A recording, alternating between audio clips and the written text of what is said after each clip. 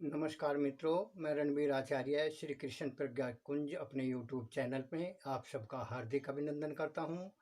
मित्रों, आज की वीडियो में दंत मुद्रा की विधि और उसके लाभ के बारे में चर्चा करते हैं।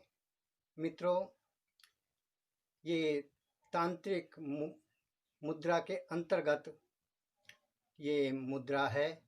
ये भगवान गणेश के आराधना के लिए बहुत ही लाभदायक है।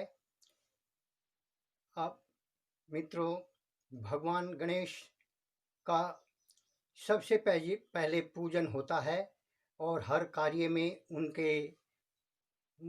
उनकी स्तुति आराधना की जाती है, जिससे कि सभी कार्य मंगलमय और लाभकारी हों। विघ्न विनाशन के रूप में भगवान गणेश हमेशा से हिंदू शास्त्रों में चले आ रहे हैं।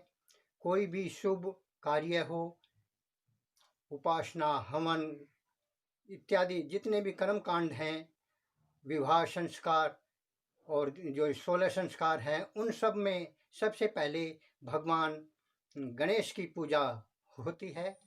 तो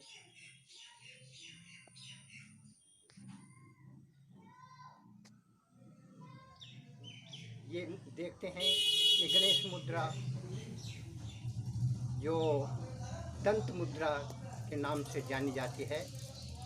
तो इसमें किसी भी एकांत स्थान में शांत होकर के बैठ जाएं और पद्मासन, सिद्धासन या कोई भी जो आसन आपको उचित लगे, उस आसन में आप इस मुद्रा का अभ्यास कर सकते हैं।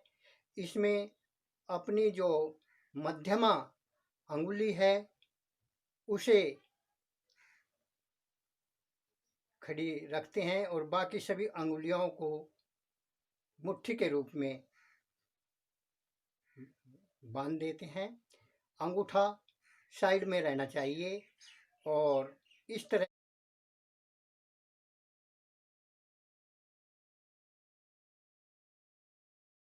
से ये मुद्रा बनती है।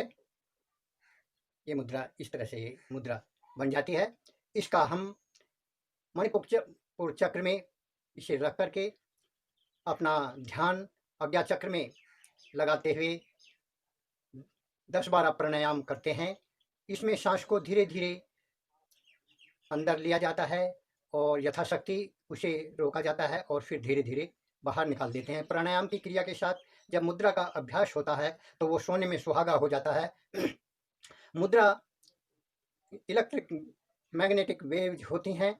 ये हमारे मस्तिष्क को और हमारे मन को जो है प्रभावित करती हैं, जिससे क्योंकि ये हमारा मन है, इसी मन के अंदर किसी भी प्रकार का विकार होने से जो शारीरिक रोग उससे ही होते हैं। तो ये फिजिकल बॉडी पर भी इसका असर मन के द्वारा होता है। तो जब हमारा मन प्रसन्न होता है, एकाग्रचित होता है और सभी प्रकार से शांत सजग होता है, क्षमतापूर्वक होता है, तो हम कि हर कार्य में सफलता प्राप्त कर लेते हैं। तो इसी तरह से ये जो दंत मुद्रा है वो उससे हमारा मन सजग, शांत और क्षमता में हो जाता है, एकाग्रचित हो जाता है और हम समस्त विघ्नों को दूर करके वो उस कार्य में सफलता प्राप्त करते हैं।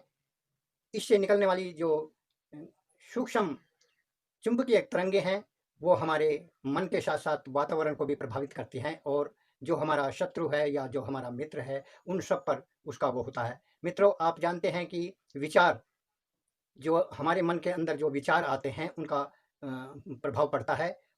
ये लॉ ऑफ नेचर है। हम देखते हैं यदि जब हमें क्रोध आता है, किसी से द्वेष होता है, ईर्ष्या होती है, जलन होती है, तो हमारे मन में जो हमारे चेहरे का जो स्वरूप है वो बिगड़ जाता है।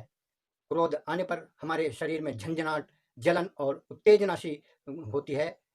और इसी तरह से जब हम किसी के प्रति दयालुता का भाव रखते हैं, करुणा का भाव रखते हैं, उसकी भलाई का भाव रखते हैं, तो मन में एक प्रकार का उत्साह होता है।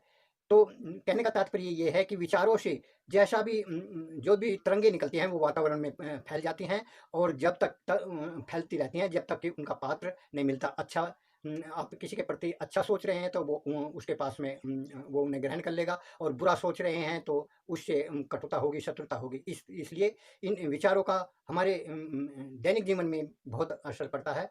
तो ये मुद्रा हम जीवन साथी यदि की तलाश करते हैं तो उससे हमारे अंदर जो भाव पैदा होता है वो वातावरण में टकराता है और उसे उसी प्रकार का पात्र उसे ग्रहण कर लेता है। तो दोनों मन और हृदय का आपस में कंसंट्रेशन हो जाता है, अट्रैक्शन हो जाता है। तो इससे ये समस्याएं हल होती हैं, ये इसका मूल कारण है। तो हर प्रकार के विघ्न, व्यापार में हानि, किसी भी प्रकार से मनोबल का हवास, निराशा, डिप्रेशन, टेंशन, ये सभी प्रकार के जो विघ्न आते रहते हैं वो सब इससे निर्मूल हो जाते हैं, और ये सकारात्मक सोच पैदा होती है।